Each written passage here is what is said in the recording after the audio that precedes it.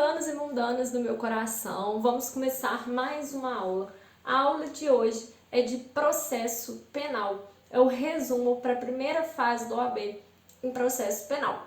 Essa é a nossa terceira aula, então se você ainda não assistiu às outras aulas, depois que você assistir essa, volta que a gente já tem mais 2 aulinhas de resumo de processo penal. Além dos resumos de processo penal, a gente também tem os resumos de direito penal. Ao total vão totalizar 10 aulas, 5 de direito penal, 5 de processo penal. Então a gente está lançando toda terça e toda quinta, e aí se você conseguir assistir terça e quinta, ótimo, se não, assiste no momento que você puder. O que você não pode deixar de fazer é assistir essas aulas. Afinal, essas aulas vão fazer toda a diferença para você, ao final, conseguir a sua tão sonhada aprovação na primeira fase do OAB, beleza? Como sempre, eu trouxe temas que caem muito na primeira fase do OAB, são temas inclusive que eu trago no meu cronograma do OAB, que eu digo para vocês que são temas importantes e que vocês têm que estudar. Já deixo então o convite para você, se você não baixou o cronograma do OAB, ainda está em tempo, é um cronograma gratuito, vou deixar o link para você, mas só depois que você assistir essa aula, você clica lá no link e baixa o cronograma 100% gratuito, beleza? Nesse cronograma você vai achar mapa mental, tabela, mini resumo, principais súmulas, que eu tenho certeza que vai ajudar muito você nessa etapa final, tá bem? Então, quais são os temas que a gente vai falar hoje de processo penal? A gente vai falar sobre nulidade e provas, tá? São temas que caem muito. Prova, então, gente, cai demais. Eu recomendo, inclusive, depois que você assistir essas aulas, fazer umas questõezinhas de prova, porque realmente prova é um tema que cai muito, tá? Como sempre, eu vou expor aqui para vocês a teoria e depois eu vou ler umas questõezinhas para a gente fazer na prática, tá bem? Então, vamos lá. Nulidades. Existem 2 tipos de nulidade. Existe a nulidade absoluta e a nulidade relativa. A nulidade absoluta é uma hipótese em que a norma de interesse público é afetada, sendo o prejuízo presumido em razão da natureza da norma violada, ou seja, ninguém precisa arguir aquela nulidade para ela ser reconhecida. A nulidade absoluta, ela é absoluta, ela é nula, não pode acontecer aquilo que está acontecendo, tá? Então, nesse caso, ela é presumida, ela viola sem que ninguém tenha que demonstrar aquela violação, ela viola uma norma e por isso ela não pode acontecer. A nulidade absoluta, então, ela pode ser arguída, ela pode ser apresentada pelas partes, pelo juiz, pelo Ministério Público, por quem for, a qualquer momento, tá? Como ela é uma nulidade absoluta, a qualquer momento que alguém perceber que aquela nulidade aconteceu, se ninguém tiver percebido ainda, você pode arguir essa nulidade. E qual é a consequência da nulidade? Quando você argui uma nulidade e essa nulidade ela é reconhecida, tudo que aconteceu depois daquela nulidade é nulo e você tem que voltar naquele ato e refazer aquele ato, tá? Isso é o que ocorre na nulidade absoluta. E na nulidade relativa? A nulidade relativa é uma hipótese em que uma norma que atenda aos interesses da parte é afetada, devendo a parte comprovar o prejuízo sobre a pena de convalidação ou sanatório do ato. O que isso quer dizer? Bom, na relativa, diferente do que acontece na absoluta, o prejuízo não é presumido, ou seja, ninguém precisa provar na absoluta que tem um prejuízo. Na relativa, você precisa provar que houve um prejuízo para uma das partes quando ocorreu aquela nulidade, tá? E qual que é o momento dele arguir essa nulidade? Ele vai arguir essa nulidade no primeiro momento oportuno que ele tiver. Então, aconteceu a nulidade relativa, vai acontecer o próximo ato processual, ali ele tem que falar, opa, peraí, acabou de acontecer uma nulidade aqui, não tem como a gente dar prosseguimento nesse processo não. Agora, deixei passar, aconteceu, primeira oportunidade que eu podia falar, não falei, passou, vai ocorrer a convalidação do ato, tá? Aquilo que era uma nulidade relativa passa a ser, deixa de ser uma nulidade, passa a ser algo normal, lícito, que não é nulo, beleza? Agora, caso seja arguída aqui a nulidade relativa, arguiu a nulidade relativa, mostrou que houve sim uma perda para ali a parte que arguiu aquela nulidade relativa. É a mesma coisa, você vai voltar ao ato que aconteceu a nulidade relativa, vai ter que fazer outro ato agora, sem a nulidade relativa. Tranquilo? Você vai ter que arrumar o que estava dando causa a essa nulidade relativa, assim como na nulidade absoluta. Tá bem? Exemplo clássico que cai na OAB sobre nulidade absoluta e nulidade relativa. Quando a gente está falando sobre competência. A competência, gente, ela é nulidade absoluta. Contudo, existe uma hipótese que a competência ela se torna relativa quando a gente vai falando de território.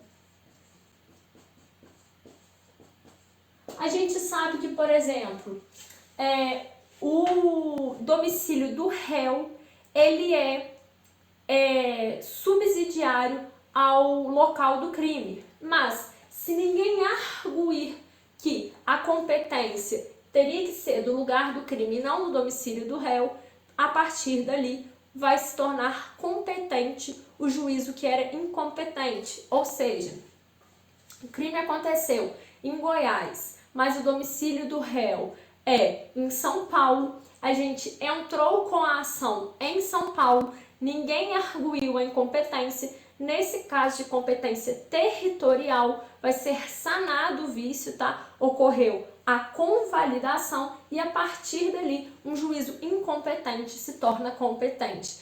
Esse é o mais comum de aparecer, beleza? Competência territorial. As demais competências não existe esse tipo de convalidação, tranquilo? As outras competências é competência absoluta, tá bom?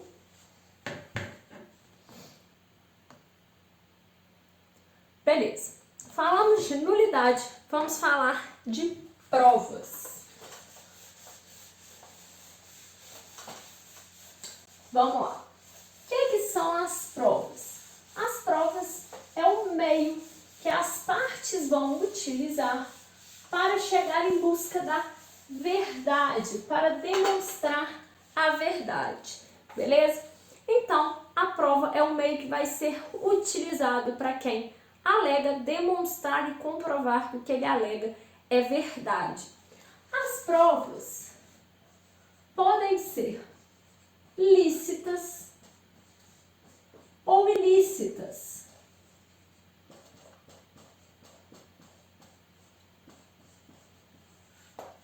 As provas lícitas são aquelas que acontecem tudo dentro dos parâmetros legais, tudo certinho, nada, nenhum problema.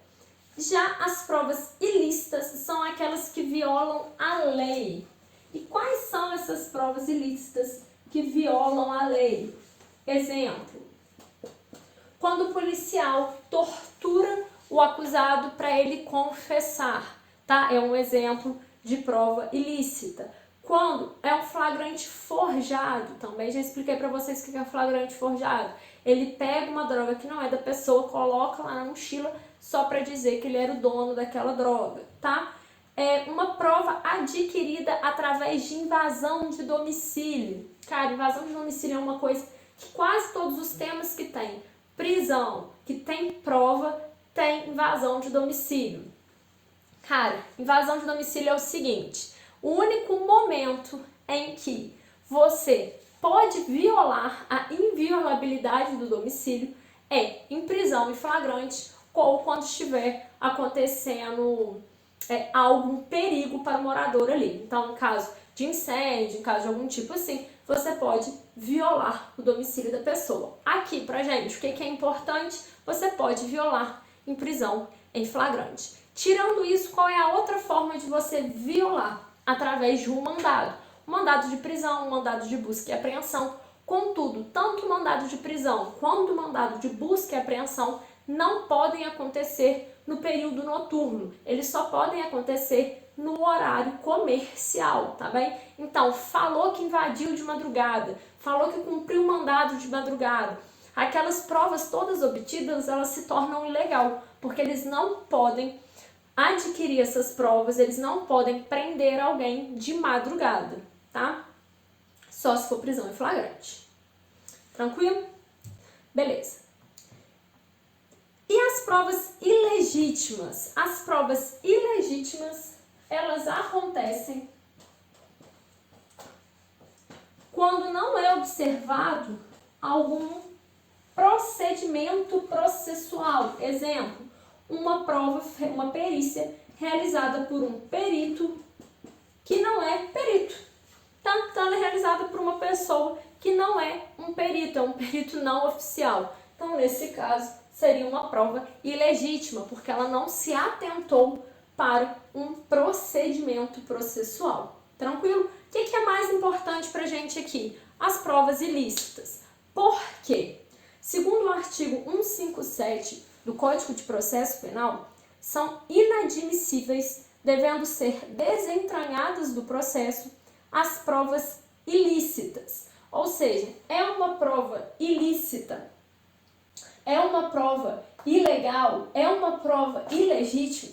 Nesse caso, essas provas devem ser desentranhadas do processo. Tranquilo? E aí vem uma nova regra com o pacote anticrime, que é o seguinte: a partir do momento que essas provas são desentranhadas, o juiz que teve contato com essas provas ilícitas, ilegais, ilegítimas, ele não poderá mais ser o juiz daquele processo, porque ele está contaminado, tá? Esse é um artigo que ainda está suspenso, porque não entenderam que não seria possível fazer isso agora no judiciário, que ia dar muito problema, mas já existe. Então, quando o juiz tiver contato com uma prova ilícita, ele não pode mais ser o julgador daquele processo, tá bem?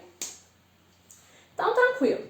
Tem uma prova ilegal, ela tem que ser desentranhada. Mas, Larissa, e as provas derivadas dessa prova ilegal? Porque, às vezes, no que aquela pessoa confessa, você consegue outras provas a partir daquela confissão. Então, como que a gente faz com essas provas derivadas? Bom, tem uma teoria, que é a teoria da árvore dos frutos envenenados, que é o seguinte: a partir do momento que a gente tem uma prova ilícita, tudo que deriva daquela prova ilícita também é envenenado, também é ilícito. Então, tudo vai ser desentranhado do processo.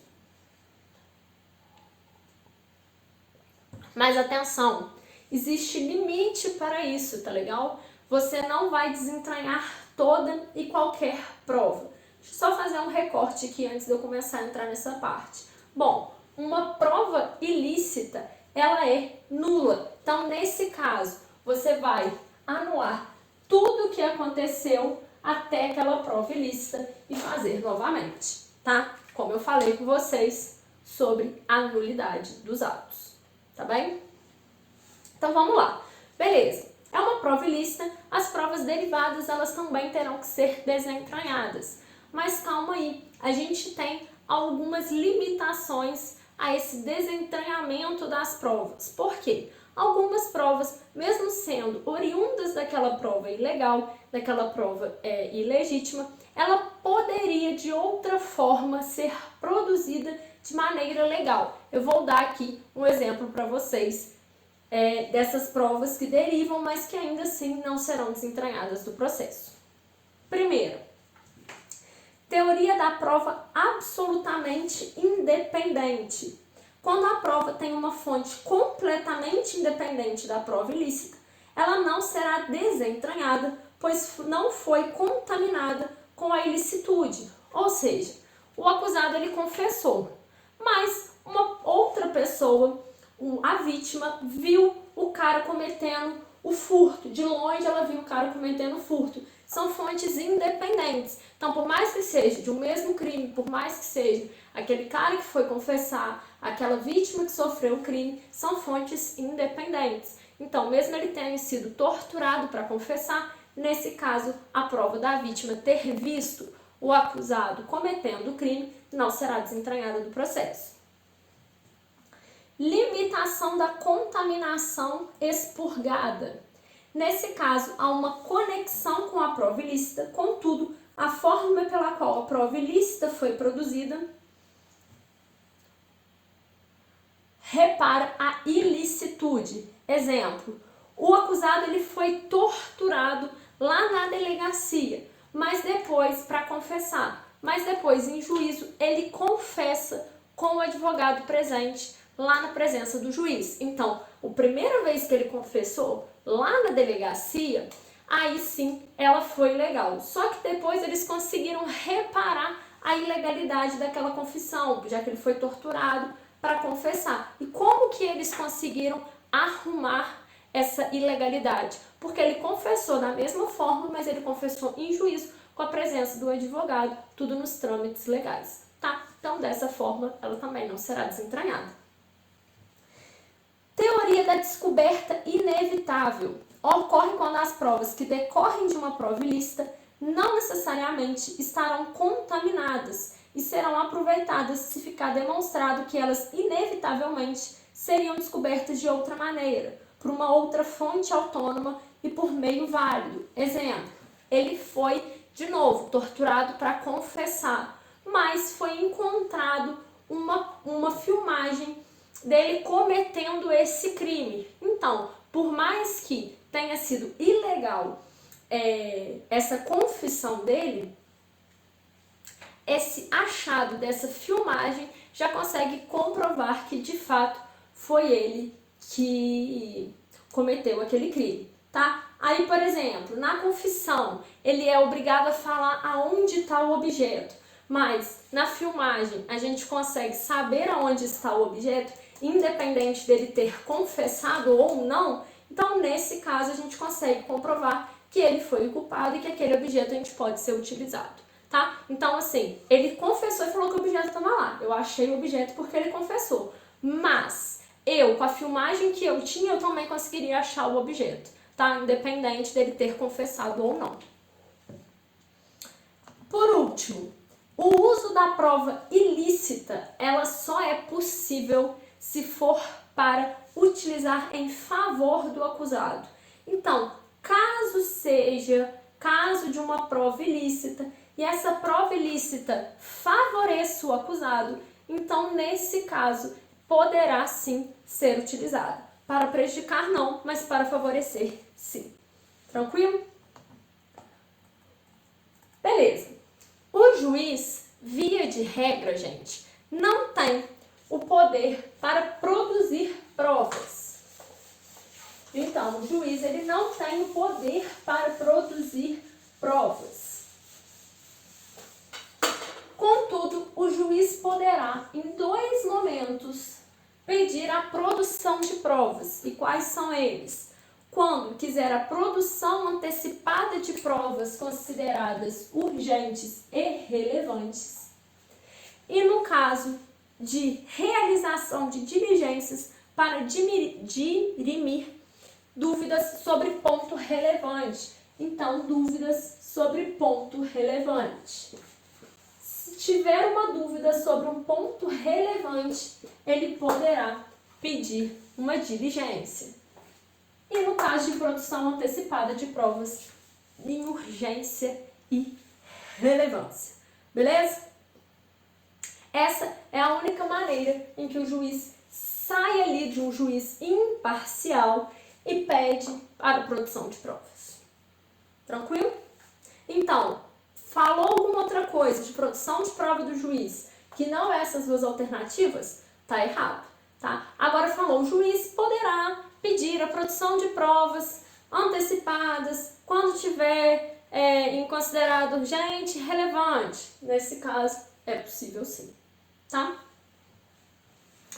Audiência de instrução e julgamento. Audiência de instrução e julgamento, a AIJ, nossa querida AIJ, ela é uma das formas mais conhecidas de produção de prova dentro do direito penal, dentro do processo penal. Por quê? É na audiência que você vai ouvir a vítima, as testemunhas de acusação e de defesa e vai ter um interrogatório do réu. Tá bom? Tranquilo. A audiência de instrução e julgamento, ela sempre vai seguir essa ordem. Vítima, testemunha de acusação, testemunha de defesa, interrogatório. A defesa sempre vai perguntar ao final para a vítima e para as testemunhas. Se ficar faltando algo para perguntar, o juiz pode sim fazer alguma pergunta para a vítima e para a testemunha, ok? O interrogatório é feito pelo juiz e ao final a acusação faz perguntas e a defesa faz perguntas. Tranquilo? Qual que é a exceção dessa regra? A gente tem a lei de drogas. A lei de drogas prevê que o interrogatório acontece antes. Mas há uma discussão, e essa discussão está sempre acontecendo, se é possível que o interrogatório aconteça ao final, tá? Em defesa da ampla defesa, do contraditório, porque não faz sentido que a pessoa se defenda de algo que a vítima e testemunha ainda não falou, tá? Então, tem pessoas, tem uma doutrina, tem uma corrente que entende que é possível que o interrogatório aconteça ao final e tem uma corrente que prega que o interrogatório tem que acontecer conforme a lei no início da audiência. Isso só para a lei de drogas, tá? Para os demais crimes, vítima, testemunha e acusação, testemunha e defesa, interrogatório.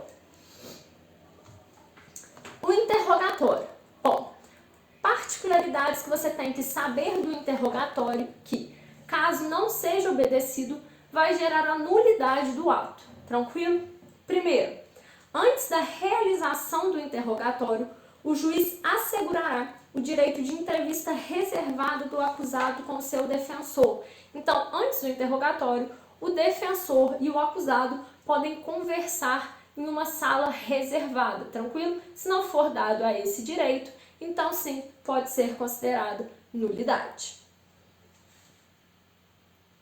A ausência do defensor e a impossibilidade da entrevista reservada vai gerar a nulidade do ato. Outra informação, quando o advogado não está presente, não é possível que continue a audiência sem a presença de um defensor, tá legal? Tem que ter um defensor para dar continuidade à audiência. O acusado, ele tem, como todo mundo sabe, o direito de ficar ao silêncio, tá? Então, ficando em silêncio, ele não poderá ser considerado réu confesso. Ou seja, se você ficou em silêncio, eu estou considerando que o seu silêncio é uma confissão de culpa. Não, não é, tá? O silêncio é um direito do réu, tá? Então, se você vê em alguma questão, uma decisão que diga que, considerando o silêncio do réu, ele é réu confesso, isso aí é nulo, essa sentença é nula, beleza? Porque ele está ferindo um direito do réu e ele não pode ser considerado réu confesso. Atenção, a confissão por si só, ela não pode ensejar uma condenação. A confissão, ela tem que vir atrelada a outras provas. Então, se a única prova que existir for a confissão do acusado, não será possível condenar o acusado. Tranquilo? Então, apareceu lá na sua prova. É possível condenar o acusado apenas com base na sua confissão? Não, não é possível. Acareação. Acareação é o que acontece na audiência de instrução e julgamento quando duas pessoas falam versões diferentes do mesmo fato e eles precisam colocá-las frente a frente para ver quem está falando a verdade. Então, nesse caso, é possível fazer uma acareação. O reconhecimento. Reconhecimento também é um tema bem importante, está sendo muito falado, foi muito falado nas mídias tem chance de cair aí na prova da OAB de vocês. O que acontece? O reconhecimento, ele não pode acontecer através de foto, tá legal? O reconhecimento por foto, ele não vai substituir o reconhecimento pessoal. Então, se foi condenado baseado no reconhecimento por foto, essa sentença deverá ser anulada, tá? E o réu absolvido. Não é possível que você condene alguém baseado no reconhecimento por foto. E como deve ser feito o reconhecimento? O reconhecimento deve ser feito pessoalmente. A pessoa deve falar as características da pessoa que ela vai reconhecer. Depois você coloca pessoas próximas de características parecidas ao acusado, para que aí sim a vítima possa reconhecer quem é o acusado, quem ela considera o autor do crime. Tranquilo? Corpo de delito. Corpo de delito também é algo muito importante que pode cair para vocês. O corpo de delito, ele é obrigatório nos crimes que deixam vestígios. Então, conforme o artigo 158 do Código de Processo Penal. Quando a infração deixa vestígios, será indispensável o exame de corpo de delito, direto ou indireto, não podendo supri-lo a confissão do acusado.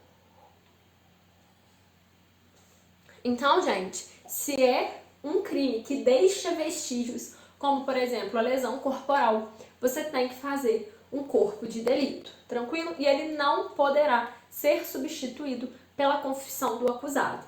Ah, Larissa, mas pode acontecer da pessoa ficar com medo, não ir lá denunciar na hora, denunciar depois, e aí os vestígios terem desaparecido. Beleza, aí a gente tem uma hipótese. Para certas situações excepcionais em que é admitido um exame indireto. E quais são essas situações? Ele é admitido quando os vestígios materiais desaparecem. E aí, dessa forma, é possível fazer um corpo de delito indireto em qual a prova testemunhal pode suprir o exame direto. Também filmagens ou fotografias, ou seja, a gente vai suprir o exame de corpo de delito direto pelo indireto, através da prova testemunhal, através de filmagens e de fotografias. Atenção, a confissão do acusado não vale. A prova testemunhal sim, mas a confissão do acusado não. Até porque foi o que eu falei com vocês. Não pode se basear uma condenação apenas na confissão do acusado. Tranquilo? Vamos então para as nossas questõezinhas. Vamos lá, vamos ver o que eu separei para vocês dessa vez, para a gente estudar provas. Assinale a opção correta quanto às provas ilícitas, de acordo com o Código de Processo Penal, segundo recentes alterações legislativas. São entendidas como provas ilícitas apenas as que forem obtidas em violação a normas constitucionais, devendo tais provas serem desentranhadas do processo. Não, senhor. As provas ilícitas são aquelas que violam as normas legais, não apenas as normas constitucionais. Tranquilo? São, em regra, admissíveis as provas derivadas das ilícitas. Gente, eu acabei de falar para vocês. Derivou de prova ilícita, em regra, não é admissível. Só será admissível naquelas hipóteses que eu dei para vocês ali de exceção. Considera-se a fonte independente aquela que, por si só, seguindo os trâmites típicos e de praxe próprios da investigação ou instrução criminal, seja capaz de conduzir ao fato objeto de prova. Exatamente o que eu tinha falado com vocês da exceção das provas derivadas à prova ilícita. Então, se por si só poderia chegar àquele resultado, ter aquela prova, então ela não será desentranhada do processo. Então, sim, letra C.